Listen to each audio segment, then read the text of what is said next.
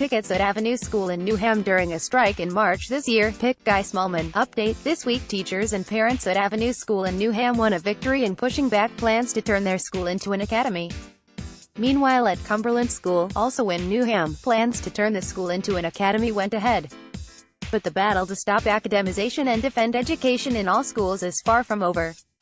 Carolyn McGrath, NOA Union Rep, Cumberland School, Newham. I've been the union rep at Cumberland School in Newham for the last 3 or 4 years.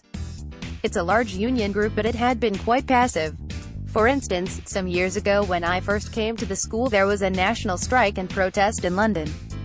At the union meeting the night before, I assumed that's what people would be talking about. But people were talking about car park issues. The school has been said to be coasting for the last few years. We were under pressure to improve and to look for intervention. And those interventions were always put into the framework of academisation. There was no alternative offered.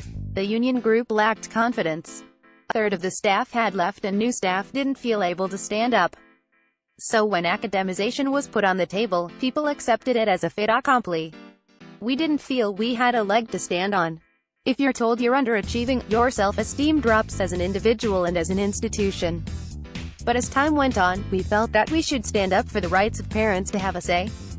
And just because we're coasting, we shouldn't be pushed into a system that is not good for pupils. Why should we accept being pushed into something that isn't a solution? If schools in leafy boroughs can say we don't want academisation, why can't we? Before the summer holiday, the CEO of the trust that would run the academy came to speak to us. We'd been told that we shared the same ethos, values and philosophy, but it was clear that he didn't. Carolyn McGrath. Pick Guy Smallman. People questioned his attitude towards inclusion and other things. People were cynical about his insistence that things wouldn't change because we felt something needed to change. That was the whole point, supposedly. Over the holidays, he started changing his human resources policies at the other school he runs, Forest Gate. It's the only school in an empty multi-academy trust. So people could see that the claim that nothing would change was hollow. We were concerned about our conditions, the threat to inclusion and the impact of PFI. We believed that the coasting label was being used to bully the management of the school. We went to the governing body in September during the consultation period, but we were ignored. Eroded because of our initial lackluster response. We hadn't offered an alternative. Ideally we would have jumped straight into a campaign, but that doesn't happen when you've been eroded in the way that we had been. So the union group slowly built up confidence and 32 of us voted to call for an indicative ballot. I kept the doors open for other staff to come to our meetings. So when we said we were having an indicative ballot, Unison and GMB union members wanted to get involved. Many of them joined the NOA to support the action and have been the backbone in many ways. Suddenly we grew from 32 to 98. And we're now about 120. That made a big difference. We had a lot of meetings and we got very strong votes for strikes. This isn't like national strikes or demonstrations, when you know you aren't going to get into trouble. It really requires people to put themselves on the line.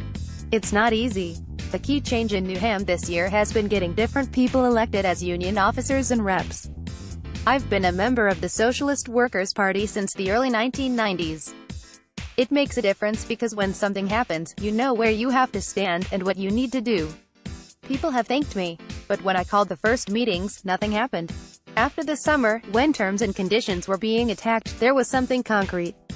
So the number of people in the room was different, the conversations were different. Staff at Cumberland are very committed and they care deeply about each other and the pupils. So when you put arguments about the community and the pupils, you're talking to people who share those values. Sometimes you don't know how people feel. First strike day I didn't know who would turn up, and every day it's like that. But we've had between 30 and 50 people on the picket lines throughout. All the way through, people have got stronger and more solid.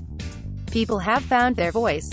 Parents, workers and supporters during a strike rally in Newham. Pick Guy Smallman. Having socialists in schools matters. Miriam Sharp, Newham NOA officer and campaigner with Newham against academisation. The drive towards academies in Newham has been driven by education cuts. Our council started to abandon all services some time ago, and land values in Newham have been skyrocketing. Anyone with an eye on the property market would only have to look at the land and see that it's playgrounds, playing fields and schools. Academisation is a way of getting hold of that. The council has been completely happy for schools to become academies. more of our schools started to be taken out of democratic control. On the union side, we were letting it happen. Over the last 20 years our union in Newham has been far too weak. It has been dominated by right-wingers who are happy keeping in with the employers, whether they were the local authority or academy trusts. 2 years ago we got a few more active people in schools and left-wing people elected. And now we have a majority. We got more votes because of anti-academisation campaigns that had already taken place. Having socialists in schools matters because we knew that strikes were the only way to stop academisation and we knew the potential. But we couldn't prove that until the union committee changed. So over time we were building up a number of people who wanted things to be different in Newham.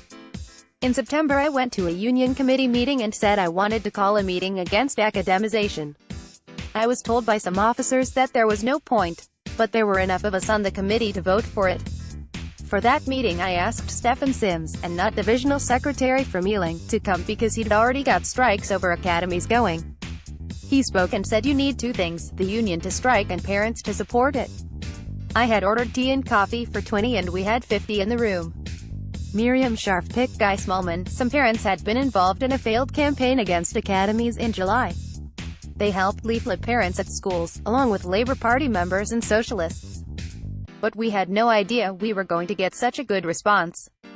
Organized after this meeting, I rang two key parents and we organized a meeting for the following week near their school so parents could get there. We called it as Newham Against Academisation in the North, and we got 50 there, just 3 local primary schools that were under threat. So we knew we were onto something. The parent campaign last term was fantastic. It drew in other people. It lost at those 3 schools, but those parents remained totally engaged. So we have 5 key parents who have been to meetings at Cumberland, because their kids will be going there. They have inspired union members by saying, "These are our kids, and we want you to defend them." They've helped leaflet other schools with us. And they speak different languages, so can reach more people. This struggle at Avenue, led by the union rep and now Newham Teachers Association secretary, has been a major inspiration to everyone. The parents there have not only supported picket lines, organized petitions and attended meetings. They have also gone to the High Court to challenge the consultation process, successfully so far. Another key thing is that the union nationally has recruited organizers. They went into schools that we identified as under threat and they recruited groups of union reps. They encouraged people to call union meetings and union groups to discuss academies. Mr. Hardy was won by parents working on the governors and the union group being prepared to strike. At the time they caved in, a 3-day strike was imminent. And they could see 3-day strikes at Cumberland and Avenue. Being rooted in your area helps too. For instance, in one school, someone told the head teacher about me and she asked me into debate academies with the CEO.